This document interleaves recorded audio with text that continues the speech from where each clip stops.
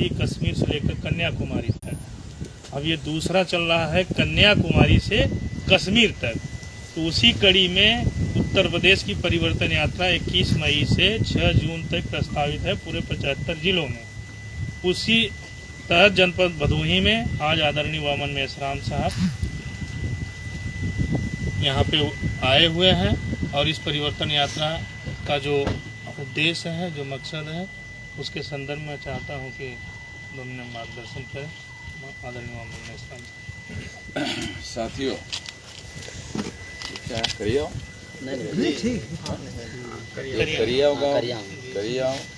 गांव के साथियों, ये जो हमारी परिवर्तन यात्रा है, ईवीएम भंडारफोड़ परिवर्तन यात्रा, ये ईवीएम के बारे में लोगों को जागृत करने के लिए ये परिवर्तन यात्रा शुरू की गई है। आप लोग जानते हैं कि पहले बैलेट पेपर पर वोट होते थे और बैलेट पेपर पर वोट होते थे तो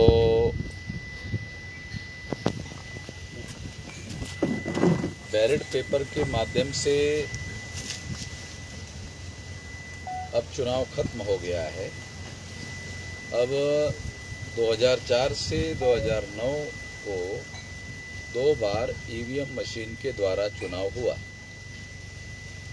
जिसमें घोटाला हुआ है, चुनाव कोर्ट में घोटाला हुआ, ऐसा सुप्रीम कोर्ट का कहना है।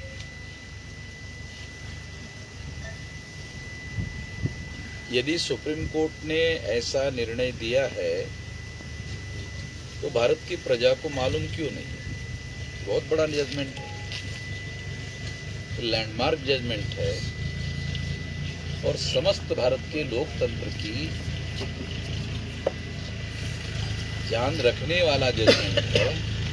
तो सारे देश के मीडिया वालों को इस खबर को कम से कम 72 घंटे तक इस खबर को चलाया जाना चाहिए और जब तक 140 करोड़ जनता को मालूम नहीं होता तब तक इसको चलाया जाना चाहिए।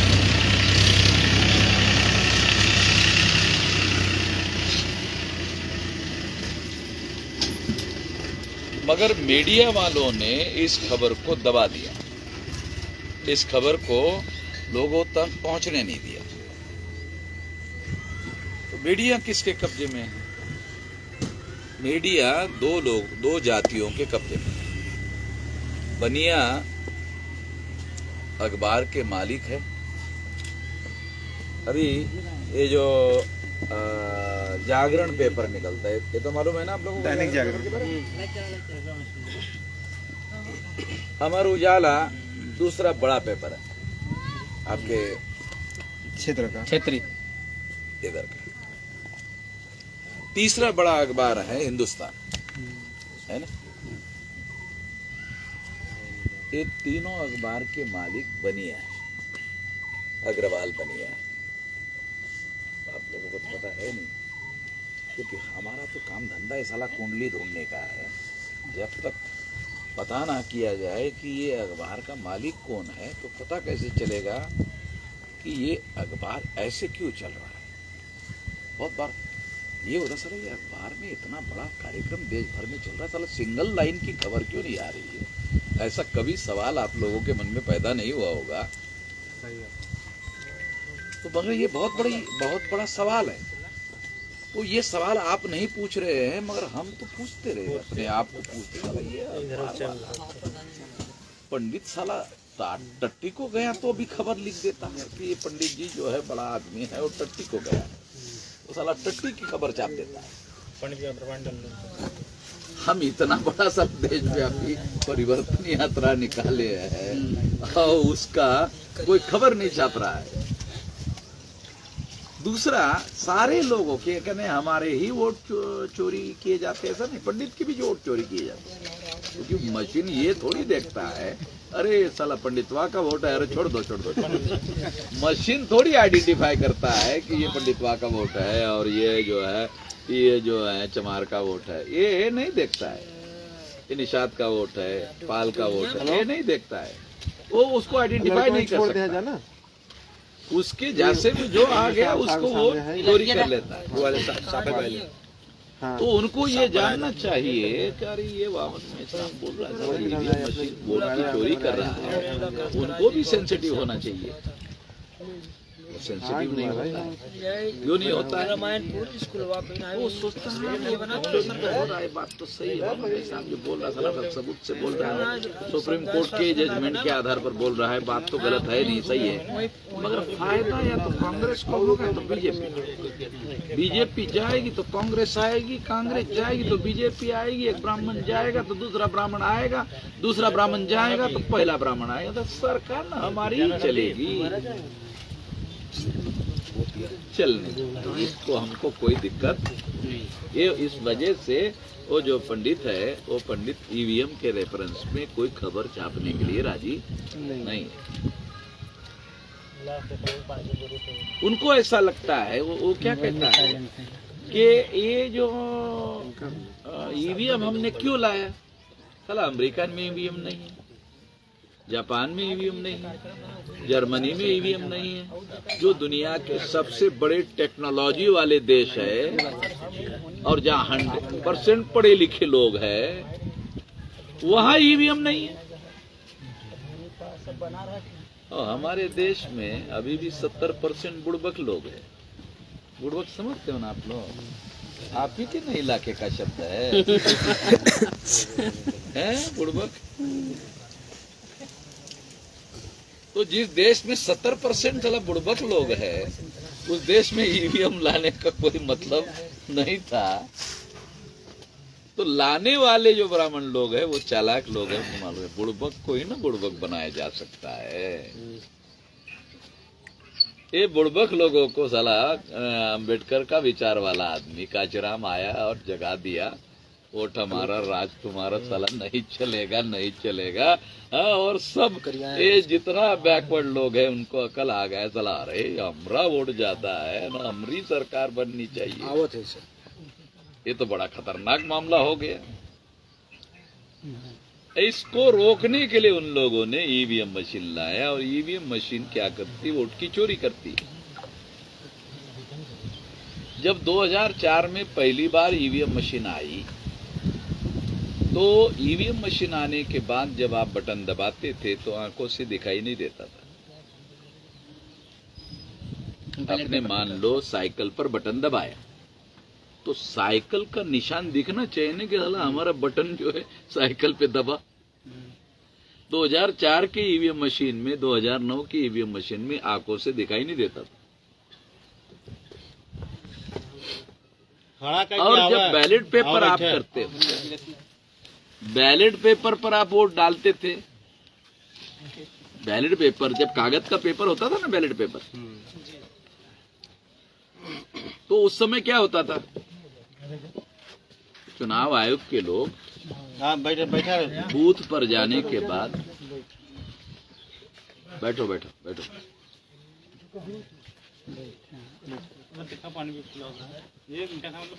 बूथ पर जाने के बाद में चुनाव आयोग के कर्मचारी आपको बैलेट पेपर देते थे ना, फिर आप उसको देखते थे, भला आदमी खड़ा है, ढकाना आदमी खड़ा है और आदमी खड़ा है, उसकी लिस्ट देखते थे कि कितना आदमी खड़ा है, देखते थे नाम कौन कौन खड़ा है। फिर देखते थे साला उसका चुनाव निशान क्या है, गधा है, घोड़ा है, सुअर है, कुत्ता है। तो ये ऐसे चुनाव निशान होते नहीं है, आप लोग भी जानते हैं, हम भी जानते हैं। आपको समझाने के लिए उदाहरण दे रहे हैं, उदाहरण कि आपको समझ में आ जाए। देखने के बाद आप सोचते थे अरे किसको वोट दे, किसको वोट दे, किसको वोट दे, चलो इस बार कुत्ते को वोट दे दिया जाए। फिर आप क्या करते थे, मोहर उठाते थे, अरे शाही नहीं, अरे शाही नहीं। तो फिर आपको क्या करते थे, उस शाही वाला पैड होता था ना, हाँ शाही लग गया। और शाही लगने के बाद देखते अरे कुत्ता कहाँ है, सबसे नीचे है कुत्ता बाहर, फिर उसके ऊपर लगाते थे? हाँ, बराबर लग गए। इस कुत्ते को मैं मुहर लगाना चाहता था, लग गए। लगने के बाद आप उसको फोल्ड करते थे और छोटा फोल्ड करने के बाद बैलेट बॉक्स में डाल देते थे और निश्चिंत होकर घर में जाते थे कि मैंने जिस कुत्ते को वोट दिया है, मेरा वोट उस कुत्ते के नाम पर जमा हो गया है। आपके मन में कोई भ्रांति नहीं होती, गारंटी होती थी। हाँ, बराबर गया। अब उसके बाद आ गया ईवीएम मशीन। ईवीएम मशीन में 2004-2009 में चुनाव हुआ। आपने बटन दबाया, आंखों से दिखाई नहीं दिया, वोट किसके नाम पर जमा हुआ, क्योंकि दिखता नहीं था। अब बटन तो दबाते थे, मान लो आपने हाथी पर दबाया, वो हाथी दिखता नहीं था, आपने बटन दबा दिया। फिर बटन दबाने के बाद आपको आंखों से दिखाई नहीं दिया, बैलेट पेपर पर दोनों आंखों से देखते थे, और जिसका आंख कमजोर है वो चश्मा लगा कर, अरे चला बराबर लगा कि नहीं लगा, चश्मा लगा कर देखा।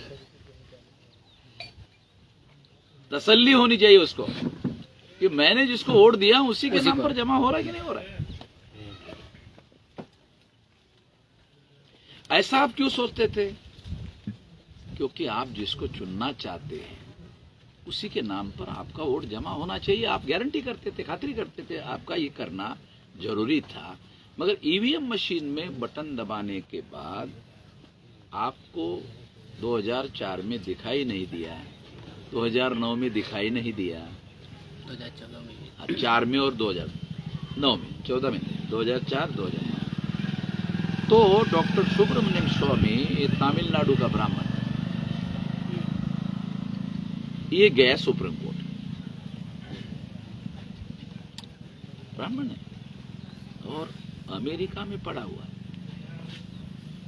वहां ऑक्सफोर्ड यूनिवर्सिटी में साला प्रोफेसर था, बहुत बुद्धिमान आदमी है, छोटा मोटा प्रोफेसर वहां है। तो बुद्धिमान आदमी था, पीएचडी था, वहां नौकरी छोड़ छाड़ करके इधर आ गया। उसने तो अरे सारा डॉक्यूमेंट इकट्ठा करके सुप्रीम कोर्ट गए। सुप्रीम कोर्ट ने 8 अक्टूबर 2013 को निर्णय दिया कि ईवीएम मशीन से फ्री, फेयर एंड ट्रांसपेरेंट चुनाव नहीं हो सकता।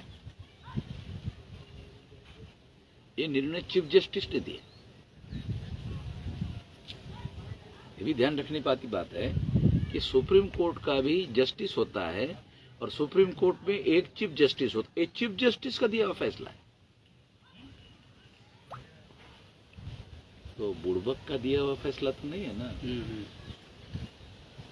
चीफ जस्टिस ऑफ इंडिया को कोई बुड़बक तो नहीं कह सकता। और वो भी फैसला उसने सारे डॉक्यूमेंट्री एविडेंस छानबीन करने के बाद दिया। तो बियॉन्ड डाउट किसी की कोई आशंका नहीं है कि सुप्रीम कोर्ट का ये कहना कि ईवीएम मशीन के द्वारा फ्री, फेयर एंड ट्रांसपेरेंट चुनाव नहीं हो सकता, भ्रष्टाचार मुक्त चुनाव नहीं हो सकता, निष्पक्ष चुनाव नहीं हो सकता, पारदर्शी चुनाव नहीं हो सकता, इस तीनों शब्दों को मिलाकर बनता है घोटाला होता है। तीनों शब्दों को एक जगह मिलाओ तो उसका अर्थ निकलता है घोटाला होकर चुनाव ईवीएम मशीन करवा रही है। इसका मतलब क्या है? इसका सिंपल मतलब है आप जिसको चुनना चाहते वो चुनकर आने वाला नहीं है, जिसको आप चुनना नहीं चाहते वही चुनकर आने वाला है। ये बहुत भयंकर बात जो है, जनप्रतिनिधि शब्द प्रयोग होता है हिंदी में। मैं तो मराठी भाषी आदमी हूँ, मेरी मातृभाषा मराठी है, मेरी मातृभाषा हिंदी नहीं है। ये तो मैंने प्रचार करने के लिए लेट हो जाएगा। हाँ, प्रचार करने के लिए हिंदी सीखा। तो पहले जनप्रतिनिधि, लोक प्रतिनिधि कहते थे, लोग चुनते थे उसको कहते थे, लोग चुनते थे। अब तो लोग नहीं चुन रहे, तो ईवीएम मशीन चुन रही है। इसलिए ईवीएम मशीन में जब आप वोट डालते हो, ईवीएम मशीन में जमा हो जाता है, वो इलेक्ट्रॉनिक रिकॉर्ड होता है। इलेक्ट्रॉनिक रिकॉर्ड आंखों से दिखाई नहीं देता है। एक बात। दूसरी बात, इलेक्ट्रॉनिक रिकॉर्ड का कोई फिजिकल एविडेंस नहीं होता। तीसरी बात, इलेक्ट्रॉनिक रिकॉर्ड ट्रांसफरेबल होता है। अगर मैंने यहाँ मैसेज टाइप किया, इलेक्ट्रॉनिक है, मैंने यहाँ मैसेज टाइप किया और राम नारायण को भेज दिया, बीच में इलेक्ट्रिक का वायर है? वो अमेरिका में बैठा हुआ है, मगर ट्रांसफर हो गया मैसेज, हो गया। तो ये इलेक्ट्रॉनिक है। अगर ये दूसरे के नाम पर ट्रांसफर कर सकता है, ईवीएम इलेक्ट्रॉनिक मशीन है, ये भी आपका वोट, राम नारायण का वोट राम दशरथ के नाम पर ट्रांसफर हो जाता है। आपने राम नारायण को दिया, दशरथ के नाम पे जमा हो गया।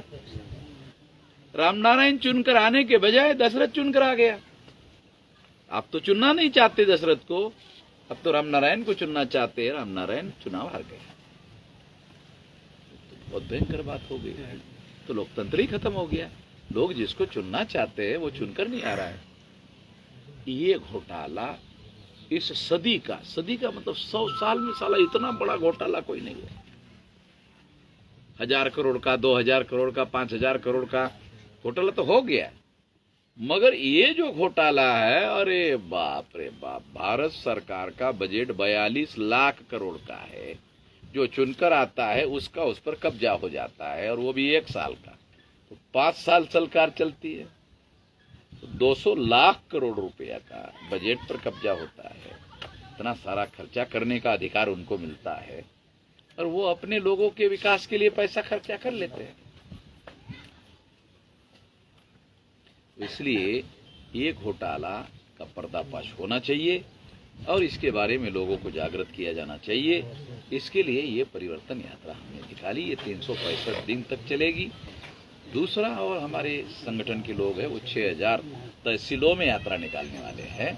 तो ये आंदोलन राष्ट्रव्यापी आंदोलन बनाने का फैसला है, ये हम लोग करने के लिए निकले हुए हैं। तो इसलिए इसमें ये जागरण चल रहा है। अब इस संबंध में बड़ा कार्यक्रम कहाँ है? सीतापुर में बड़ा कार्यक्रम, टीकापुर, गोपीगंज में, टीकापुर में बड़ा कार्यक्रम है। अगर आप लोग ज्यादा खुराक चाहते हो, थोड़ा सा खुराक दिया ना, थोड़ा नाश्ता करवाया, भोजन करना चाहते हो, 1.5 घंटे का भोजन है। ये तो मेरे ख्याल से 10-15 मिनट का नाश्ता ही हो गया, ज्यादा नहीं हुआ। वहाँ 1.5 घंटे का भोजन होगा, पंच पकवान भी उसमें मिलेंगे। तो आप आना चाहते हो, आपकी मर्जी है। आप नहीं आना चाहते हो, पंच पकवान से आप दूर रहे हो, तो आपकी मर्जी है, आप आना चाहते। जिसके पे मोटरसाइकिल तो बहुत है, एक मोटरसाइकिल पे 3-3 लोग न बैठ जाता है, कोई दिक्कत तो है नहीं। ठीक है, धन्यवाद। आपने हमारी बात सुन लिया।